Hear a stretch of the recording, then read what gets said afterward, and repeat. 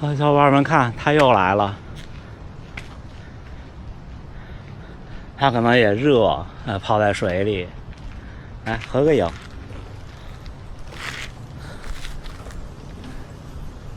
他还在吗？还在。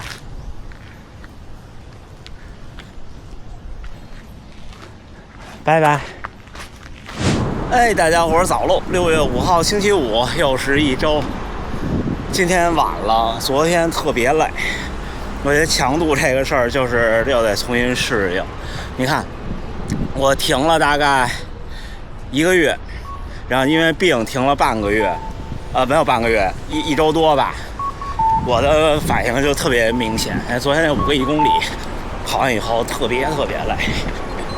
但是昨天后来我回去看数据，虽然我其实没有全力以赴，真的没有全力以赴，但是还是那么定。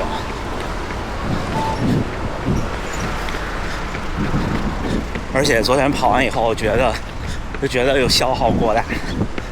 那今天一觉睡了9个多小时，没起来。我早晨上了闹钟醒了，实在是不行了。我说今天缓一缓吧。今年也没参加每年的那个70公里，在这儿起跑的那个。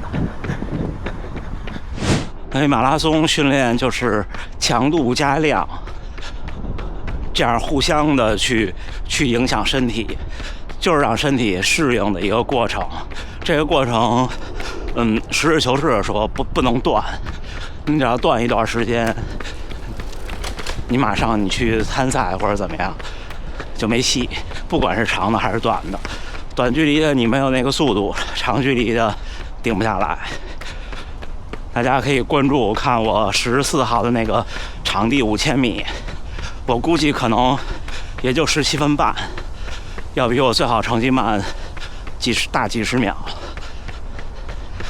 那5公里这种其实体现的更明显。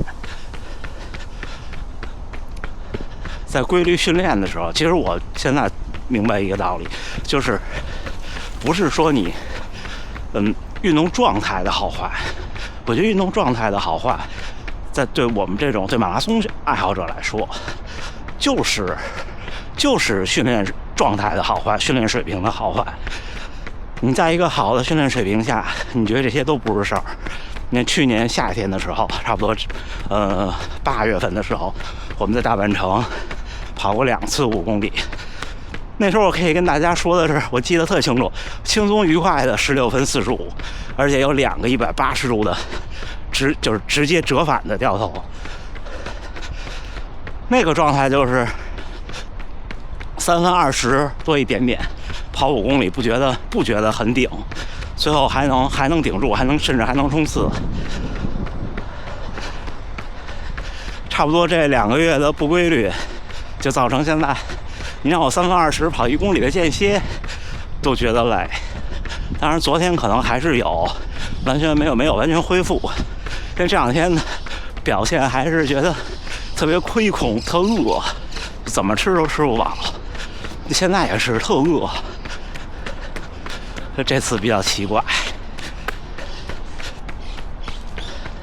昨天那5个1公里跑最后2个的时候，跑到中间。感觉手都凉了，就血液供不到手上。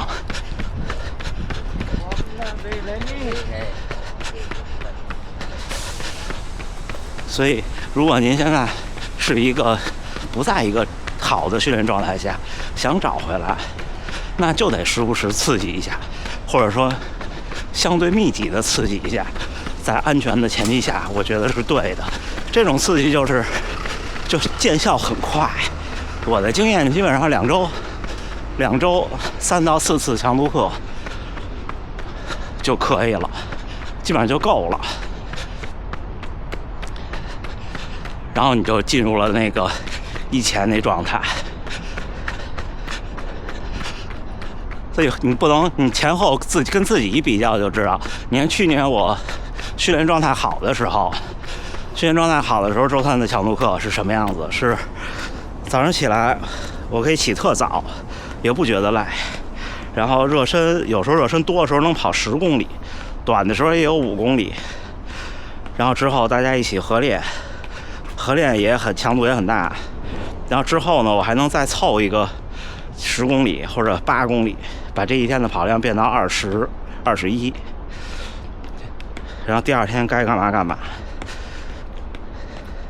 当时是怎么样进到这个状态？就跟我跟大家分享那种，就是我当时开始规律的晨跑，变成1个月400、1个月500公里的时候，我就想试试。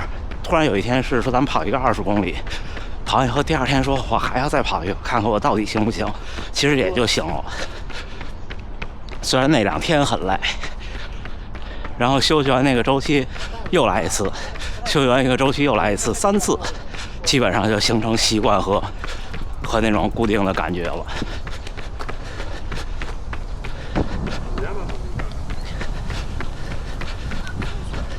但是如果没有这个开始，或者不试一试的话，那就永远都不行。所以人时不时稍微变差一点，比方我这次遇到一个小意外，变差一点，就能更清楚地看清自己曾经的就是努力换来的能力。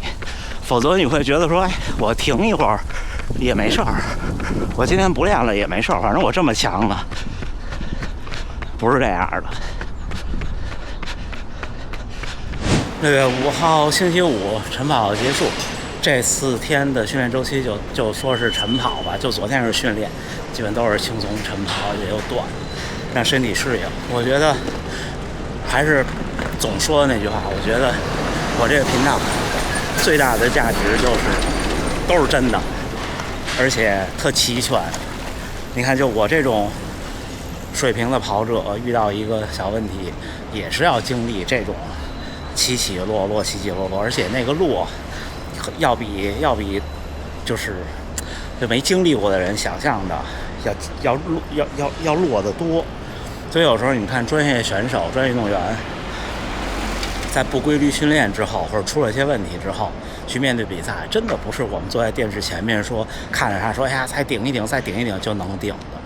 对，所以真的练了以后，就更能了解运动员的不容易。而且我觉得还是回到刚才那个话题，频道的价值在于告诉大家看到一个真实的跑者的样子。所以大家如果自己遇到比方生病了或者受伤了，停了一段时间，可能生病要比受伤严重，生病的停要比受伤的停严重。